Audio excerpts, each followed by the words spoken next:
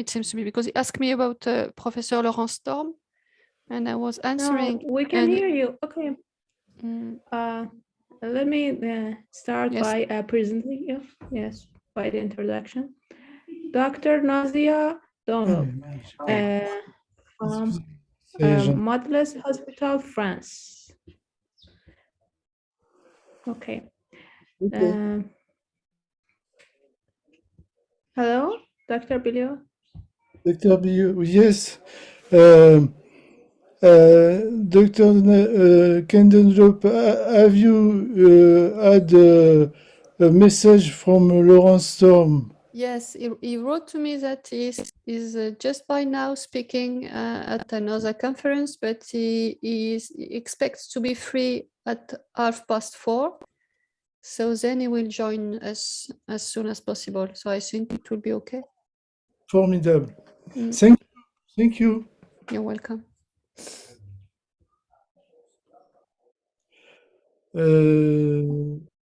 Nafis, you can present.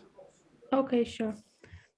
Dr. Nazia Khen Dunlop, she has an MD, PhD degree. She's a consultant in pediatric surgery in Models Hospital, Paris. Her surgical activity is focused on management of visceral pathologies in children.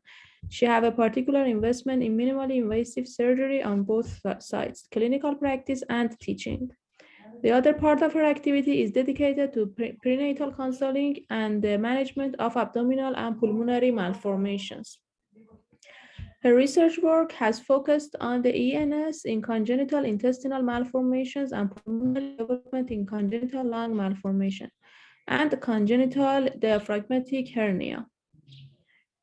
Dr. Khen Dunlop certifications. She got her diploma in microsurgery, and she has a master's degree in surgical sciences, a diploma in fetal medicine, and in 2003 her medical doctor degree, and then a certification in general surgery, and in 2004 her diploma in pediatric urology and certification in pediatric surgery in 2005. She defended her PhD as a physician doctor in 2010, and then got her diploma in medical pediology and her diploma in forensic sciences. Okay, Dr. if you can share your screen now. Okay, you are on mute. Sorry, thank you. Yes, I will share my screen just by now. I will, of course, just really thanks Professor Bio, Dr. Rigoren, the organizer for this invitation. And my talk today will be focused on mini-invasive surgery in neonatal malformations. So maybe, as everybody knows, but definitely laparoscopic surgery was, or introduction of laparoscopic devices was a revolution in the world of surgery. And this new surgical opportunity was possible thanks to technical advances, such as the optical fibers that leads to small cameras, high definition screens, and telescopic instruments. As you also probably know, this surgery is possible after have been created a working space in the physiologic cavities and mostly in the abdomen after gas insufflation. And this gas has to be as neutral as possible. And for this purpose, CO2 seems to be the best one, and it's the one used every day, everywhere in the world. So what about the benefits? So the benefits are for sure cosmetic ones with small scars, and with these small scars, every procedure can be done easily, but of course it's not the only one.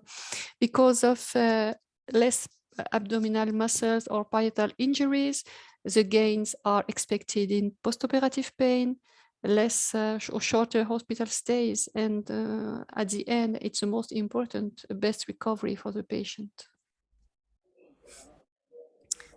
We know the laparoscopic devices was proposed in pediatrics in children as soon as it was introduced. So you can see at the early 80s, late 70s, that first publication was on the subject.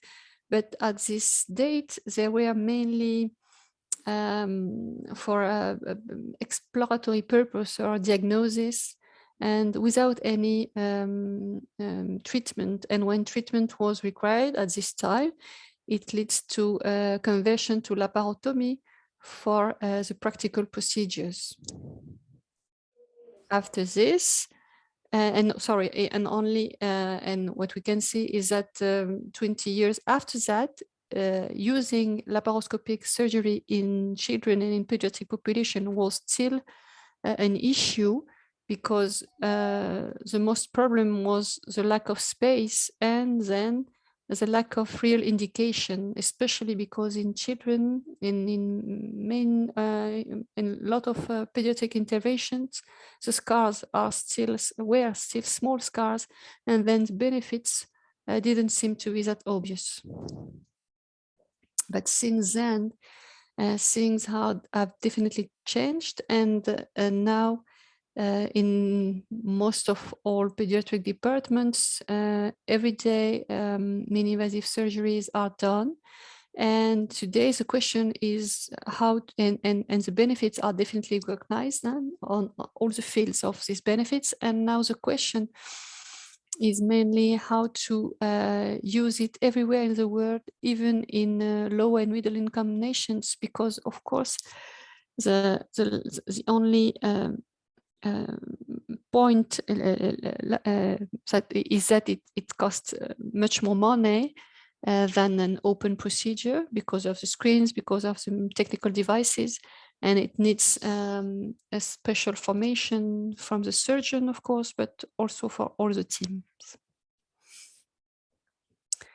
As you can see here, many progress were done considering the surgical devices, and as you can see, we can use many different kinds of trocars, and the smallest one are around 3 millimeters or less, and it's very useful because the scars are very small in the abdomen of the kids, and they are also shorter, and leading to best work because once again the space is really reduced compared to the adult space.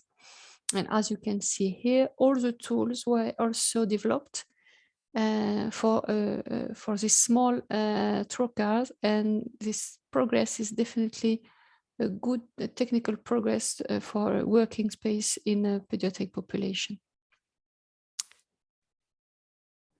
The last point is that, as I told you at the beginning, it needs gas insufflation. Here you can see here an insufflator, and the best molecule is the CO2, and it was used everywhere in the world and in every procedure, even in laparoscopic procedure, but also in thoracoscopic procedures. And the benefits are totally for this gas the best compared to any other. But the point is that CO2 can be a part of it. This insulation can be reabsorbed and then lead to acidosis, and that's the point and the main issue using laparoscopic or thoracoscopic surgeries in neonates. As you can see here, it was, and a lot of work and publication were focused on the subject, showing that particularly in thoracoscopic surgeries, this hypercapnia leads to low to acidosis. You see here, compared to an open procedure, we have a lower thoracoscopic, lower pH, and then a higher acidosis in this procedure. And the question is, since then, what could be such consequences on the brain, of course, of the patient, and what are the risks of organ failure? The answer is still not clear, but since then, all the procedures are monitored to be sure that we should avoid hyperacidosis and hypercapnia and acidosis. Another interesting study from French colleagues, an early one, you see it was 20 years ago, showed that there's a threshold around 1.5 hours that seems to be the time not to exceed during these procedures in neonates to avoid the consequences of higher hypercapnia and acidosis. So that's the main rules used today. And of course, the greater, the older the patient or the kid is, the longer time we have. But in babies and neonates, we try not to go through 1 hour and at the maximum step of 1.5 hours to avoid metabolic complications of CO2 insufflation. So this is the introducing point, and then we can see what is possible to do in the neonatal period and congenital malformation with this approach. So I decided, of course, to present you first abdominal indications and then thoracoscopic indications. Considering abdominal indications, the point is what to do and where are the benefits of such an approach, because abdominal malformation are very different ones and many incision or access were developed. You can see here for hypertrophic pyloric stenosis only with an umbilical approach. So the incision is limited on the only abdominal umbilical incision. You can see here with a Hirschsprung disease that was treated only by a transanal approach without any scars on the abdomen. But there's also, of course, volvulus. And the question is not here about the scars or the parietal injury, but what is about what can be done with laparoscopic approach, and could it be perfectly done as well as an open procedure? And of course, when we have bowel intestinal anastomosis or sutures, the point is that it's not that easy to be done laparoscopically compared to the open way.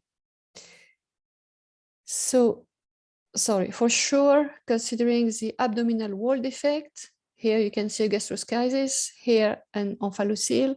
For sure, there's no indication at all for this mini-invasive and laparoscopic approach, and nobody will try, and it's totally no point.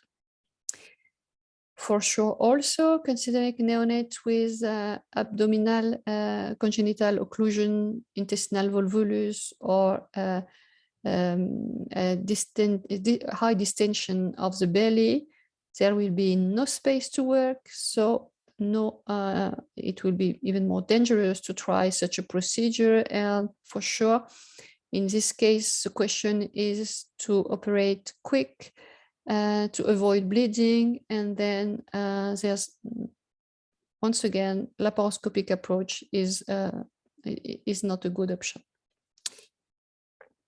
For some congenital malformation, just like as you can see here, duodenal atresia or high intestinal obstruction in intestinal atresia, it can, of course, be used, but I may say that we don't use it in my department because we found that these intestinal sutures are not so easy, and we think that they are not that properly done compared to the open surgery, because in the abdominal approach, you work without any fixation of the bowel, and maybe it could lead to more complication, intestinal leaks.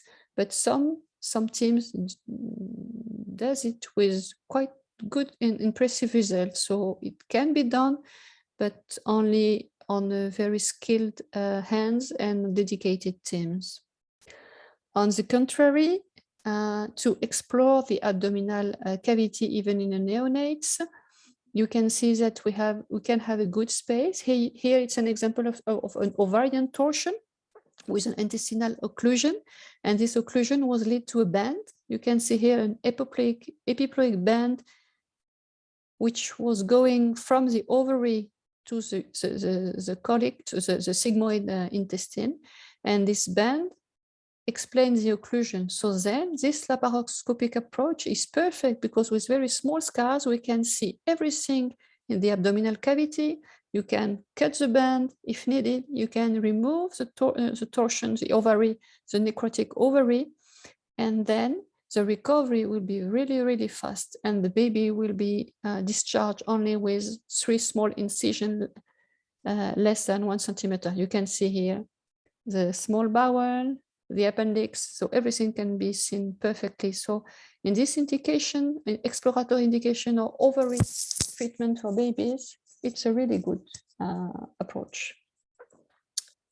And other one is, as you can see here, but we talked about it with Anna Lopez just previously. It was for mesenteric cyst, lymphatic mesenteric cyst. And once again, here the indication is of laparoscopic approach is perfect because you can go and see all the abdominal cavity. You can see that it's here a mesenteric cyst attached to the omentum. And we can also see with the laparoscopic approach that it's totally free from everything and linked to here, a second part through the bowel. It was a big, big one. And then we can empty it and do the complete resection without, once again, only small scars. So it's really perfect for the recovery and for the baby. And the third example and the last for this abdominal approach is in high-sprung disease, because or intestinal resections, because as you can see here, it's once again a perfect way to explore the intestinal bowel, to see how with a small bowel, to see the colonic integrity.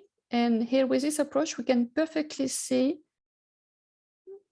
the disease with here the retracted colonic part, the Hirschsprung aganglionic part. So the one that has to be removed, and here the normal, the transitional zone, the dilated transitional zone, that is the normal ganglionic part. So you see, once again, the view is perfect through the abdomen of this baby. So for this, because it's only an overview and we will focus on nasophageal atresia, there are for the kids approach, for the babies approach, there are very good indications. There are some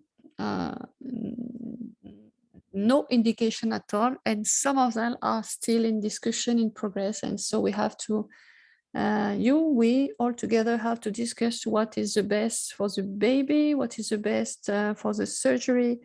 And of course, always, even it can be done, is it worse and should have been done? Considering the thoracic approach, before the thoracoscopic view, we used to do thoracotomies, which are large scars, painful because of the retraction of the ribs, and even sometimes here it's not a baby, of course, it's a bigger patient, but 12 years old patient. Even with this, you can see that the view to the lung is very limited and not that interesting to explore or the thoracic cavity. And with the thoracoscopic approach, the scars are really, really small scars. You can go everywhere in the chest, in the half chest, looking for all the parts and working in very good conditions. But what we have to deal with is the space, because at the contrary of the abdominal space, there's no possible expansion of the space because of the ribs.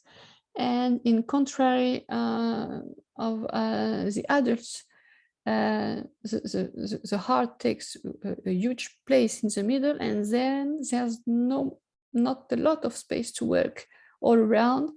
And of course, because it's the chest, we have also to deal with the vessels, great vessels, and the risk of hemorrhage is much more higher. And here again, compared to the abdominal work, because of the lungs, the reabsorption of the CO2 and the risk of hyperacidosis are much more higher. So definitely this approach is a good approach, but this one also is dedicated to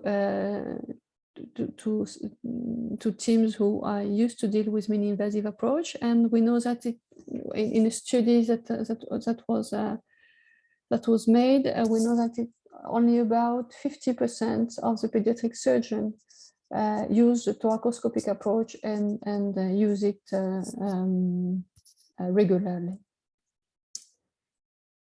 For this, and still today, you see it's a very recent paper, it is definitely said that for thoracoscopic approach, much more than abdominal approach, a monitoring is requested, is necessary, and should be done in every teams when a thoracoscopic program has to be done. What we know also about this thoracoscopic approach is, you see here's the example of lobectomies in children, that comparing to open procedure, it's longer. And so we have to also to deal with longer operative time for the baby, for the patient, for the metabolic consequences, sorry, but also for the use of the operative rooms and of all the medical staff. We can see here that the risk of conversion to thoracotomy is only and mainly associated to the age or to the weight of the patient. It means, of course, but it was for sure obvious to you, that the less old is the baby, the higher is the risk of conversion because of this issue of the lack of space in the chest cavity. But there's very good indication still, as you can see here. It's cyst, two different kind of cysts. One just here between the upper and the lower lobe here, and one just here among the insertion of the diaphragm. And as you can see, the clear advantages of the thoracoscopic approach is that you can go and check everywhere and seeing quite perfectly where this kind of malformation are, and how you will what you will do with it, how you will do the treatment, even if the treatment will not be by thoracoscopic approach. It's also a good indication for lung malformations. You can see here sequestration, and it can be used quite every day, even in babies less than 6 months old.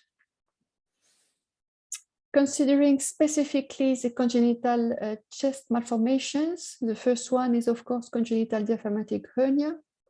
What we can say is that it was done, it was tried, because everything was tried for sure. But considering this pathology, thoracoscopic approach leads to much more higher recurrences than open procedures. That was in every team who tried it, and it doesn't mean that it has not to be done. It doesn't, but it definitely means that it has to be said to the parents. It has to be considered for the following of the patients.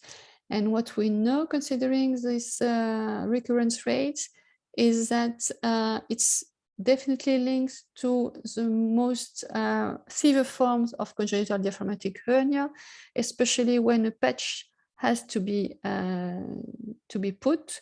So to decrease this rate, and for this congenital diaphragmatic hernia disease, it's really, really important to make a clear selection of the patients and to propose it only in a good forms where we are sure to have a good diaphragmatic wall to be closed perfectly, and of course in very good visual conditions. At least in my last part would be concerning esophageal atresia. You can see here type 1 esophageal atresia without any abdominal fistula, any tracheoesophageal fistula, and without any abdominal air. Once again, because it's thoracoscopic surgery, the surgeon has to be skilled and has to be trained. So there are a lot of programs trying to find the best way for the formation of the surgeons, even with some dry box to work out of the patient before going to the patient. You can see, but when it can be used, and that's why people are trying to develop it, the view, the surgical view, the view of the surgical field is definitely much more better than one we can get on thoracotomy. You can see here the lung, here the azygos vein, and here the lower fistula going through the trachea. And you can see, and even for us surgeons, that the view is much more clearer than the one we can have by the open procedure and with a thoracotomy. So here it is the first part, the dissection of the lower part and the fistula going to the trachea. And it's also very good for the dissection of the upper part. Here, as you can see, of course, the dilated upper part. And the mobilization, when you have a good condition of exposition, the dissection is going quite far and with a very good view, surgical view. And at the end, of course, we can finish by the anastomosis. Here, here you can see the anastomosis by the thoracoscopic approach between the upper segment and the lower segment. And we can see once again that the surgical view is perfect. And the needle use is totally mastered without any problem. And at the end of the surgery, the suture is really comparable to what can be obtained in an open way.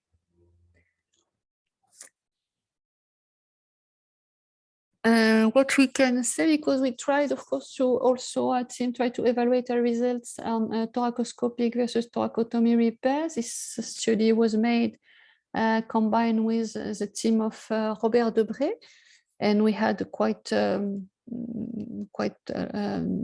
numerous patients, and 45 patients with thoracoscopic approach were compared to 134 patients for thoracotomy approach.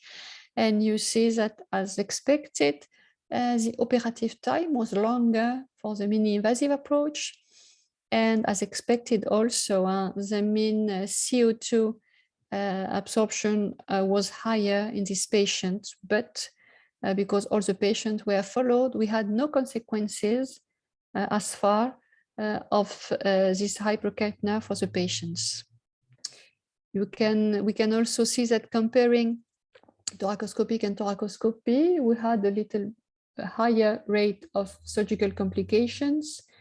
Many of them are anastomotic leaks or anastomotic stenosis, and but at around half of the patients were converted to a thoracotomy approach because of respiratory issues during the surgery.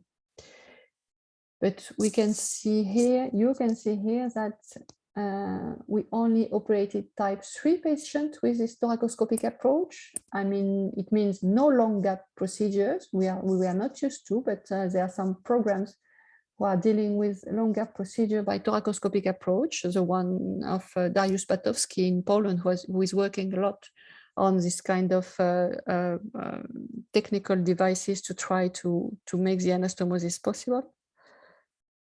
And when we compared the hospital stay, we found even that our hospital stay were a little bit shorter in the thoracoscopic group.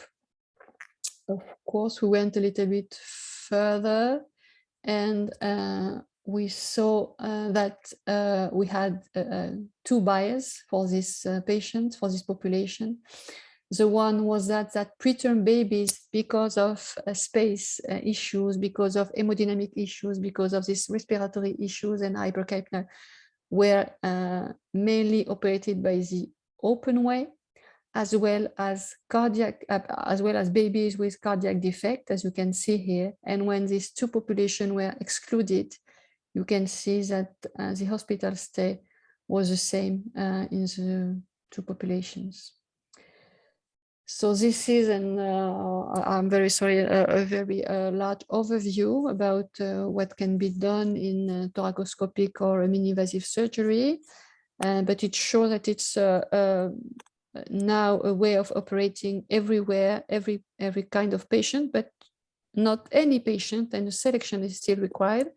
And my conclusion would be the one of this word from Gustave Le Bon, who said that adaptation, quick adaptation is always difficult because men change with difficulties his ways of life, but it changed much more with difficulty his ways of thinking. Thank you very much.